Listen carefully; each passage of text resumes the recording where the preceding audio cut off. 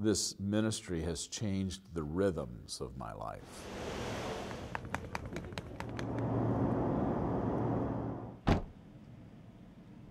In 0.1 miles, turn right on Chappie James Avenue.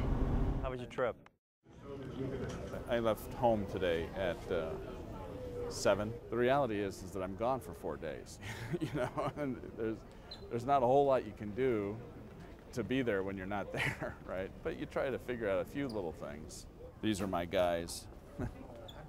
This is Jacob and Martin. The hope and the prayer is that if I can help these guys be better priests. Success are followers taking action towards a mutually shared vision. That they will help, you know, my family in the future.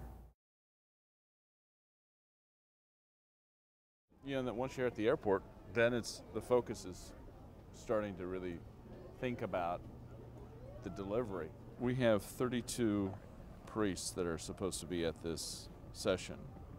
And one of the things that's unique about this session is that we have a bishop in the group, Bishop Michael Duca. The focus is always on the guys. You're trying to prepare yourself to be with these men in this moment of time with this material. We have different responsibilities.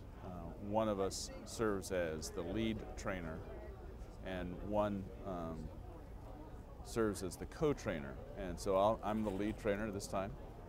Paul's the co-trainer. So we have to create these training agendas. And the training agenda is our roadmap for the session for the 3 days that we're with the priests. From your perspective, Don, how do you differentiate it? Well, what we're tapping to in the bugs is simply their experience. Mm-hmm. What we're tapping in here is the promise of the curriculum. I'm really anxious to see how the material is making sense to them. Good and gracious God, we're grateful that you've brought us together and for the beauty of this day. Hey there, how Hi. are you doing? So good to see you, Don. Good to see you again. We ask for the safe travels of our priests who are coming, and we ask that you inspire us, that we can be worthy instruments of your work. Amen. Amen. Well, my day starts at 5 in the morning, and first thing I do is connect with my family. Hey, sweetie. Say good morning to Barbara and the boys, and then do some prayer. Lord, I pray for Paul and his wife, for their family, for Barbara and the boys, our family.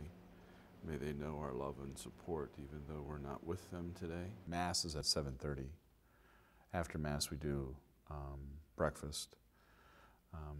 Then we begin our session at 9. Welcome. It's great to be back. The morning session continues until around 12:15. The afternoon session goes from 1:15 or so to 5 o'clock.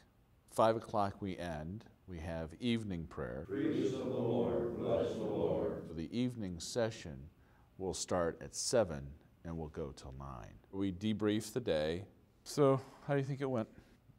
Look at any problems, see if there's any trends or any issues that have arisen among the priests that need to be addressed. The elevator speech is a setup.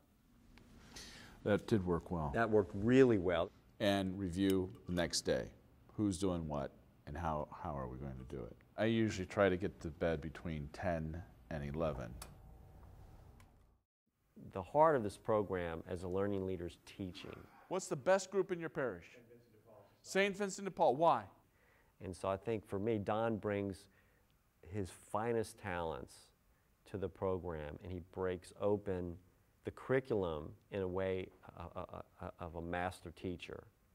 You design a blueprint. I find that the presenters, especially someone like Don, Paul Bro, in fact, I could say every one of the ones we've had, there is a kind of relaxed confidence in them.